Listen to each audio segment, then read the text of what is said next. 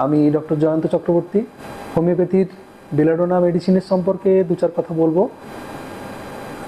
বেলাডোনার যে সমস্ত ক্লাসিক্যাল বইতে আমরা পড়েছি, তা অ্যালান মেটেরিয়ামেডিকা বলুন, কেন্ট বলুন, বরিক বলুন, বোগার বলুন, লিপি বলুন, এসআর পাঠক বলুন, এই বইগুলি আমাদেরকে যথেষ্টভাবে সমৃদ্ধ করেছে এবং আমরা ওই সমস্ত বইয়ের সমস্ত পঠন পাঠনের করার পরে যা আমরা অনুধাবন করতে পেরেছিলাম সেই সমস্ত নলেজ দিয়েই আমরা দীর্ঘদিন ধরেই প্র্যাকটিস করে আসছি।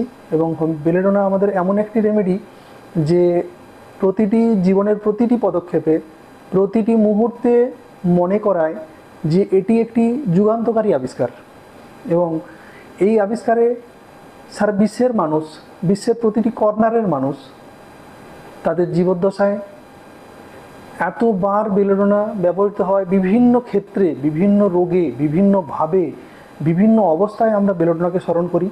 তাই এ আমাদের ক্রিশ্চিয়ান ফ্রেডেরিক স্যামুয়েল হ্যানিম্যানের এক অনবদ্য সৃষ্টি এবং আবিষ্কার। সেই আবিষ্কারে সমৃদ্ধ আমাদের এই হোমিওপ্যাথি এবং সিমিলিয়া সিমিলিবাস কিউরেন্টার পদ্ধতিতে আমরা চিকিৎসা করতে গিয়ে আমরা বেলেডোনাকে এত সুন্দরভাবে প্রয়োগ করেছি, বিভিন্নভাবে, বিভিন্ন রকম আমরা যখন যেভাবে মনে করি প্রেসক্রাইব করি এবং রোগী আমাদের সেইভাবেই উপকৃত হয়। তো আমাদের কাছে বেলেডোনা পেশেন্ট কেন আসে বা বেলেডোনা কীভাবে আছে, বেলেডোনাকে আমরা বুঝবো কীভাবে, বেলেডোনা পেশেন্টের ওই অবস্থায় পার্সোনালিটি কেমন হবে, ব্যক্তিত্ব কেমন হবে, ঠিক সেই জায়গাটা আমাদেরকে বুঝে নিতে হয়, সেই মেন্টাল স্টেটটা আমাদেরকে বুঝতে হয়, সেই পরিস্থিতিটা আমাদেরকে বুঝতে হয়, কী কারণে কী পরিস্থিতি হলে পেশেন্ট ডাক্তারের কাছে আসবে এবং সেই মুহূর্তে সে চাপ বোধ করবে, যার মনে হবে যে আমাকে এই মুহূর্তে ডাক্তারের কাছে যেতেই হবে। কেননা আমরা প্রথম যে কথাটি জেনেছিলাম যে বেলেডোনা পেশেন্ট সচরাচর ফ্রিভুলাস হয়। তো ফ্রিভুলাস যে হয়, ফ্রিভুলাস ধরুন আমরা এমন একটা রুব্রিক, এই রুব্রিকটাকে আমরা যথেষ্টভাবে যেখানে খুশি ব্যবহার করতে পারি। ফ্রিভুলাস আরও অনেক রেমেডিতে আছে, যে ফ্রিভুলাস রেমেডিটা যেমন ধরুন বহিষ্ঠার ক্ষেত্রে ফ্রিভুলাস একটা চাইল্ডিশ নেচার প্লে করে, ঠিক বেলেডোনাতে ল্যাক অফ সিরিয়াসনেস।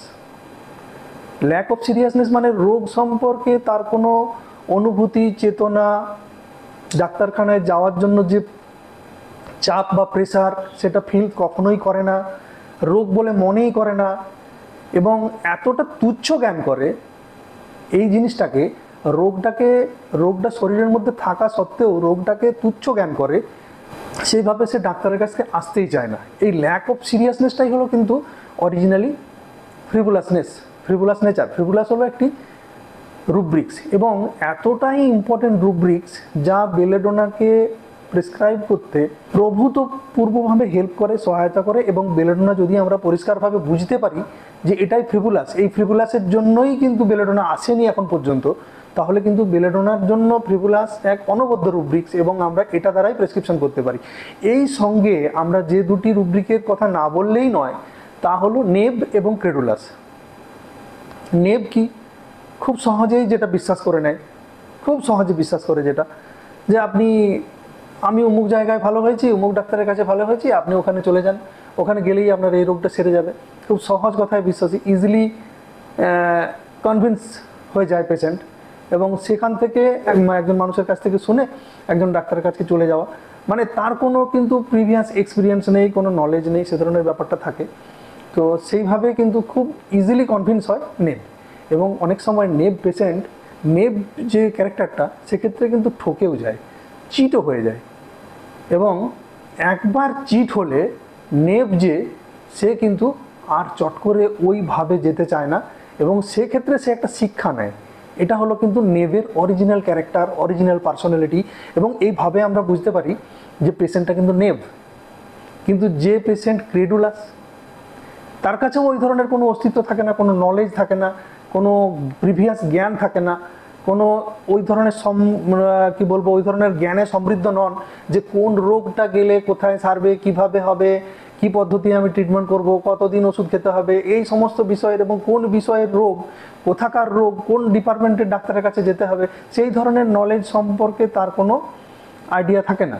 হঠাৎ করে সে পেশেন্ট হয়ে একজনের কাছে চলে যায়। এবং ক্রেডুলাস এমনই একটা নেচার যে একজনের কাছে কনভিন্স হয়ে চলে যাবার পরে সে কিন্তু ওই একই ধরনের ভুল জীবনে বার করতে থাকে এবং বারবার ঠকতেও থাকে। তাহলে নেব যখন একবার ঠকে যায় সে কিন্তু সচেতন হয়ে যায়, কিন্তু ক্রেডুলাস জীবনে বারবার ঠকতে থাকে। এইভাবেই আমরা এই তিনটে রুব্রিককে মিলিয়ে আমরা বুঝতে পারি যে এই পেশেন্টটা বেলেডোনা হতে পারে। এর মধ্যে ধরুন আমরা ফ্রিভুলাস বললাম, নেব বললাম এবং ক্রেডুলাস বললাম। এইবার আমরা যেটা নিয়ে খুবই ভাবি যে বেলেডোনা পেশেন্টের মধ্যে একটা লাইট ডিজায়ার থাকে। মানে লাইট মানে যেটা হলো একটা রোগ সম্পর্কে সে জানতে চায়।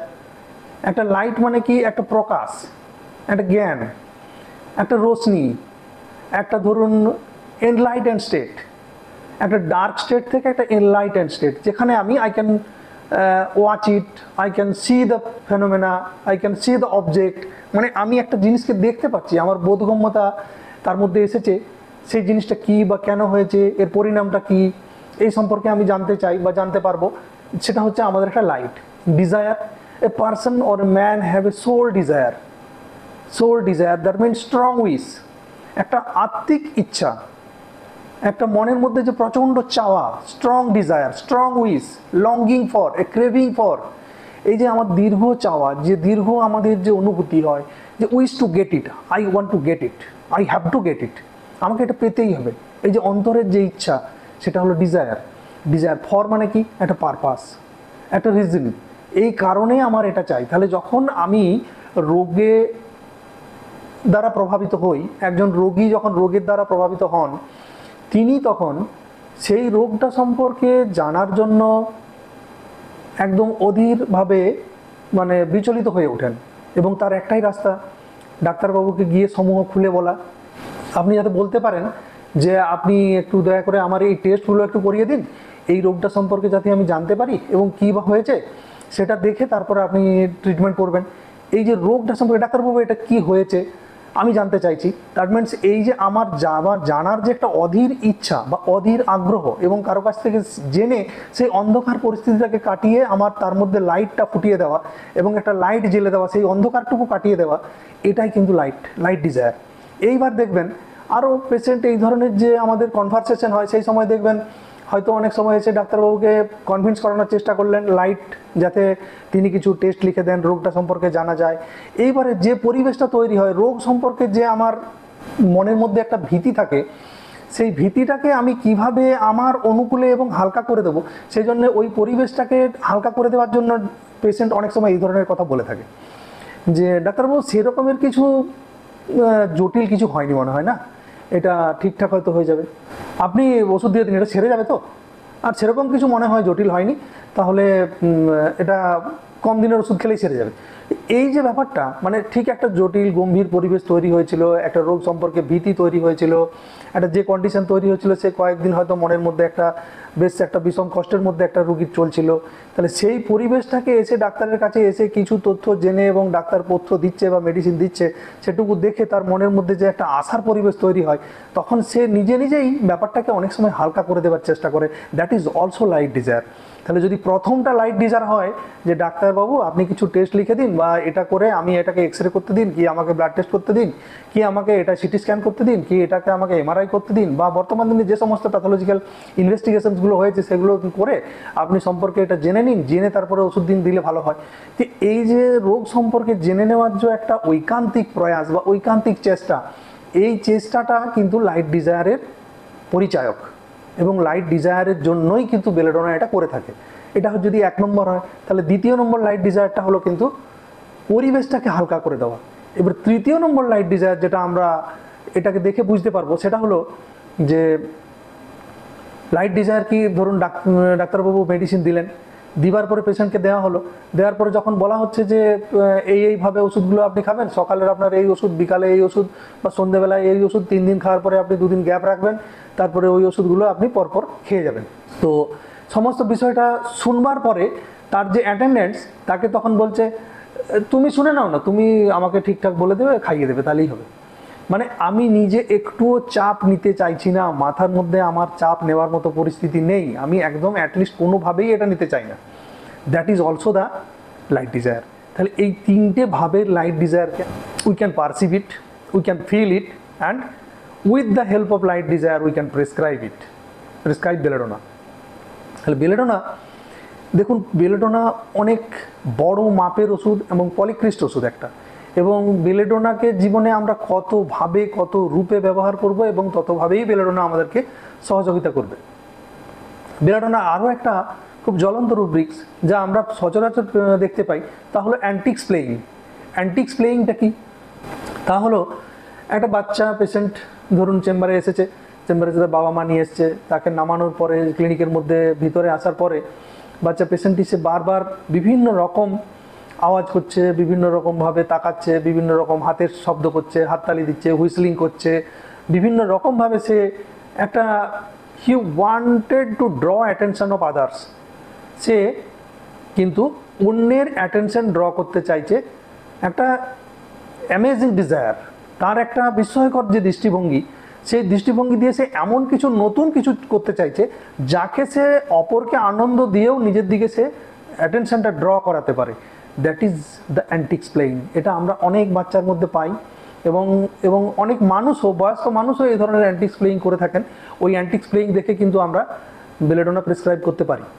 এইবারে বেলেডোনা আরও যে সমস্ত পেশেন্ট রুব্রিকগুলো আছে, বেলেডোনার যে সমস্ত রুব্রিকগুলির উপরে ভর করে আমরা বেলেডোনাকে প্রেসক্রাইব করতে যাই, বা বেলেডোনা যদি আপনি বলেন যে belladonna why belladonna become patient, কেননা বেলেডোনা তো সচরাচর স্বভাবসিদ্ধভাবে ফ্রিভোলাস, তাহলে কেন সে পেশেন্ট হলো বা কেনই বা সে ডাক্তারের চেম্বারে এলো? Actually belladonna like to stay in freedom state. খুব সুন্দরভাবে স্বভাবসিদ্ধভাবে সে স্বাভাবিক থাকতে চায়।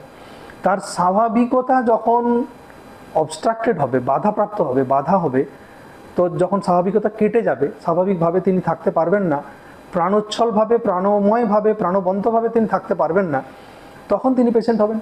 এবং ধরুন একজন হঠাৎ করে কোনো জায়গায় দেখাতে গেছে, একটু ইনভেস্টিগেশন হয়েছে, ডাক্তারবাবু বললেন আপনাকে তো সার্জারি করতে হবে। তো এই যে সার্জারি করতে হবে, এটা শুনেই কিন্তু বেলেডোনা পেশেন্ট হঠাৎ করে হোমিওপ্যাথির ডাক্তারের দৌড়গড়ায় এসে হাজির হয়। এবং সেই যে রুব্রিকটা সাধারণত আমরা বলি সেটা হলো একদম escapes attempts to delirium bed and escape springs up suddenly। মানে একটা জায়গায় গিয়েছিল সে দেখানোর পরে যেটাকে সে কমফোর্টেবল জায়গা বলে ভেবেছিল, সেখানে যখন দেখলো যে না, এখানে আমার ঠিকঠাক হচ্ছে না এবং আমাকে এখানে অপারেশনের জন্য সাজেস্ট করছে, তখন সেই বেড থেকে এসকেপস অ্যান্ড স্প্রিংস আপ সাডেনলি, গুটিয়ে চট করে ছুটে সেখান থেকে একটা অন্য জায়গায় গিয়ে হাজির হলো। সাডেনলি সে একদম অচানক হঠাৎ করে সে একটা অন্য জায়গায় চলে গেল। এই যে একটা অন্য জায়গায় চলে যাওয়া, অন্য পরিস্থিতিতে চলে যাওয়া, অন্য মোডে চলে যাওয়া, এটা কিন্তু বেলেডোনা করে থাকে। সাডেন একদম এক জায়গায় দেখিয়ে হয়তো ওই রিপোর্ট নিয়ে সকালে এক জায়গায় দেখিয়ে বিকেলে আরেক জায়গায় গিয়ে হাজির হবে। কেননা ওইটা তখন সে এড়িয়ে যেতে চায়। কেন? ডাক্তারবাবু বললেন যে অপারেশন করতে হবে, এটা কি ডাক্তারবাবু অপারেশন করতে হবে? অপারেশন নিশ্চয়ই করতে হবে না। তখন পরিবেশটাকে সেই লাইট ডিজায়ারের ক্যারেক্টারের মোডে তিনি ওটাকে হালকা করে দিতে চাইছেন, যে যেটা ডাক্তারবাবু বলছিলেন সেটা কিন্তু নয়। এইবারে আমরা ধরুন ওই সব ক্ষেত্রে আরও অনেক কিছু দেখে থাকি। যেমন ধরুন কোনো সময় একটা ডেলিউশন পোজেসড বিইং বলে রুব্রিক আছে। ডেলিউশন পোজেসড মানে I must have to take the remedy. আমি কোনো কিছু দ্বারা প্রভাবিত হয়ে আছি, আমি প্রভাবিত হচ্ছি, ওই ওষুধ ছাড়া আমার চলে না। I am bound to take the medicine, মানে আমাকে ওই মেডিসিনটা নিতেই হচ্ছে ডাক্তারবাবু, আমাকে অ্যালার্জির ওষুধটা খেতেই হচ্ছে, আমাকে কনস্টিপেশন কাটানোর জন্য সন্ধ্যাবেলায় 2টো পিল খেতেই হয়, নাক বন্ধ হওয়ার জন্য আমাকে নাজাল স্প্রে নিতেই হচ্ছে। আমি যখন কোনোভাবে সেই রোগটার থেকে অব্যাহতি পাচ্ছি না, আমাকে যখন ওটার কোনো একটা সাহায্য নিতেই হচ্ছে, তখন কিন্তু আমি দ্বারস্থ হই এটার থেকে মুক্তি পাওয়ার জন্য, এখান থেকে বেরিয়ে আসার জন্য। That is the state of delusion possessed being. মানে I must have to take the medicine, any medicine I must have to take and then I will get relief. আমি সেটা থেকে রিলিফ পাবো। এইবার ধরুন ওই সমস্ত জায়গাতেই আরও কিছু রুব্রিক্স এসে যায়। Delusion পারসুড by police. তাহলে পুলিশকে যে ইনভেস্টিগেশন করে একজনকে সাজা দেয়, তাহলে যখন আমার পিছনে যখন দেখলো আমি একটা কমফোর্টেবল বিছানায় শুয়ে আছি, সেই কমফোর্টেবল বিছানায়, কমফোর্টেবল ঘরে, কমফোর্টেবল জায়গায় থাকার পরে হঠাৎ করে যদি আই এম এনসার্কেলড বাই পুলিশ, হঠাৎ করে আমার বিরুদ্ধে তৎপরতা বেড়েছে পুলিশের, আমাকে কেউ খুঁজছে, তখন আমাকে সজাগ হতে হয়। তাহলে আমি যখন সজাগ হব, আমাকে যখন সোলজার আমাকে ঘিরে ফেলছে, মানে আমাকে কেউ অ্যারেস্ট করবে, I will be arrested somehow, and আমাকে কেউ সোলজার পারসুট বাই, আমার পিছনে পশ্চাৎধাবন করছে সোলজার, সৈন্য আমার পিছনে ছুটে আসছে, পুলিশ আমার পিছনে আসছে, পশ্চাৎধাবন করছে, তাহলে I am pursuit by police, I am pursuit by soldiers, and I will be arrested. And also the delusion possessed being, delusion persecuted, he is persecuted. So persecuted means মানে একটা রোগ যখন ধরুন একবার ভালো হলো, ওষুধ খেলাম, আবার একটু কমলো, আবার ভালো হলো, আবার এলো, আবার ভালো হলো, আবার এলো, মানে বারবার ধরে আমার শরীর, মন, অন্যান্য জিনিসকে প্রভাবিত করছে। I am influenced by something, by a pause, by interval, একটা ছোট্ট গ্যাপ দ্বারা আমার মাঝে মাঝে একটু করে ভালো হচ্ছে, আবার আমাকে ওই রোগটা খুব কষ্ট দিচ্ছে। তখন আমি ওই পারসিকিউটের কথা আমি বারবার ডাক্তারকে গিয়ে বলি। এইবার ধরুন পারসুট, মানে যে রোগটা আমাকে ছাড়ছেই না, বিগত কয়েক বছর ধরে, কয়েক মাস ধরে আমাকে এই রোগটা ছাড়ছেই না। I have been pursuit by any kind of problem, মানে একটা রোগ আমার পিছনে লেগেই আছে, আমার এটা ছাড়ছেই না ডাক্তারবাবু। তাহলে persecuted and pursuit, the feelings are separate, এইটা আমাদেরকে বুঝতে হবে। এবং আমরা এটাকে এই তিনটে জিনিসই কিন্তু আমরা বেলেডোনার মধ্যে পাই: delusion persecuted, delusion pursuit and delusion পোজেসড। আরও একটা খুব ভালো রুব্রিক আছে, তা হলো ডেলুশন ইমেজ অ্যান্ড ফ্যান্টমসিস। ধরুন একজনের ছোট্ট একটা টিউমার বা সিবাসিয়াস সিস্ট পিছনে আছে, বুকে আছে, বা পিঠে আছে, বা গলাতে আছে, বা হাতে আছে, কোনো জায়গায় আছে, বা ধরুন গ্লুটিয়াল রিজনে আছে, বা ধরুন থাইয়ে আছে। তো হঠাৎ করে কোনো একজনের টিউমার সম্পর্কে শুনতে পেলেন যে ওনার একটা টিউমার হয়েছিল, তারপরে হঠাৎ করে ওটা বড় হয়ে গেছে, বড় হয়েই তো বড় কোনো হসপিটালে নিয়ে যাওয়া হয়েছে, ওনার ক্যান্সার ধরা পড়েছে। তো এই যে সময়গুলো ধরুন হঠাৎ করে ধরা পড়ে বা দেখা যায়, তার কানে আসে, শুনতে পাওয়া গেল, ততদিন তার আগে পর্যন্ত তিনি ফ্রিভুলাস ছিলেন। ওই হঠাৎ করে ওই ব্যাপারটা যখন শুনতে পেলেন বা বুঝতে পারলেন, বা ধরুন জানলেন কোনোভাবে, ওই খবরটা তার কানে এলো, তখন ওই যে ইমেজ, ওই যে চিত্র, অন্যের যে চিত্রটা তিনি দেখলেন বা শুনলেন বা অনুভব করলেন, সেই অনুভব করে ওই রোগের ফ্যান্টম মানে ভূত তিনি যেন দেখতে পাচ্ছেন নিজের মধ্যে। ডেলিউশন ফ্যান্টমসিস, এই ব্যাপারটা তার মনের মধ্যে তখন একটা খুব প্রকট ভয় করে তোলে। সেই ভয়ের ফলে তিনি হঠাৎ করে নিজের ওই কমফোর্টেবল বেড ছেড়ে খুব তাড়াতাড়ি তিনি কোনো ডাক্তারের কাছে চলে গিয়ে অব্যাহতি পেতে চান। এই জায়গাতে আমরা যে রুব্রিকটার কথা বারবার ভেবে থাকি, বারবার তাকে ফিল করি এবং বারবার আমাদের প্রেসক্রিপশনে লিখে আমরা বেলেডোনা সাজেস্ট করি, তা হলো carried desire to be carried fast. এই জায়গাটাতে আরও একটা রুব্রিক আছে, যেমন ধরুন আর্সেনিক আছে, বেলেডোনা আছে, তো থাকলেও আর্সেনিকের তো অন্যান্য ক্যারেক্টার আছে। আর্সেনিক আমরা এই জায়গায় বেলেডোনার সঙ্গে আমরা সেপারেশন করব এবং তার স্টেটগুলি, মেন্টাল স্টেটগুলি অনুভব করব, তারপর আমরা আর্সেনিকের কথা ভাববো। আর যেহেতু আমরা এখন বেলেডোনার কথা বলছি, আমরা বেলেডোনার পূর্ব যে সমস্ত জিনিসগুলো দেখলাম, লাইট ডিজায়ার দেখলাম, অ্যান্টিক্স প্লেয়িং দেখলাম, তার ধরুন delirium bed and escape springs of suddenly দেখলাম, ডেলিরিয়াম ধরুন ওখানে দেখলাম এসকেপ অফ বেড, মানে ওটা বেশ এসকেপ অফ বেড দেখলাম, delusion persecuted, he is persecuted দেখলাম, ডেলুশন পারসুট বাই পুলিশ দেখলাম, পারসুট বাই সোলজার্স দেখলাম, অ্যান্ড ডেলুশন পোজেসড বিইং দেখলাম, ডেলুশন ইমেজ অফ ফ্যান্টমসিস দেখলাম, লাইট ডিজায়ার তো দেখলামই। এই সমস্ত যে সমস্ত রুব্রিকগুলো আমরা দেখছি, এই ছোট্ট ছোট্ট রুব্রিকগুলো কিন্তু একদম এগুলো যুগান্তকারী সৃষ্টি। যদি আমরা একটাকে কোনোভাবে সঠিকভাবে সেখানে ঠিক পারফেক্ট ফিলিংসের সাথে আমরা অনুভব করে লাগাতে পারি এবং তার পাশাপাশি আরও দুই একটি রুব্রিক খুব সাজেস্ট করে ওই মেডিসিনটিকে, তখন কিন্তু ওই কোনো অনুমান ছাড়াই, আমরা বলি না প্রিজুডিসড অবজারভার, আমরা কোনো প্রিজুডিস অবজারভেশন ছাড়াই আমরা কিন্তু সঠিকভাবে সঠিক মেডিসিনটি নিরূপণ করতে পারবো এবং আমাদের প্রেসক্রিপশানটি 100% সুইটেবল হবে এবং রোগ নিরূপণের সাথে সাথে রোগ সারিয়ে দিতে খুব সহায়তা করবে। তো আপনারা আমার এই যে ছোট্ট আমার অভিজ্ঞতা আমি আপনাদের সাথে শেয়ার করলাম, আপনারা এটা শুনুন, দেখুন, আপনাদের কেমন লাগছে সেটা বলবেন এবং আমাকে লিখে জানাবেন। এবং আমি আপনাদের মতোই একজন প্র্যাকটিশনার এবং আমি যতটুকু পড়ে ছোট ছোট অভিজ্ঞতাগুলো সঞ্চয় করতে পেরেছি তা আপনাদের সাথে শেয়ার করছি। হতে পারে আমার অনুভূতির প্রকাশের কোনো জায়গায় ভুল ত্রুটি থাকতেই পারে।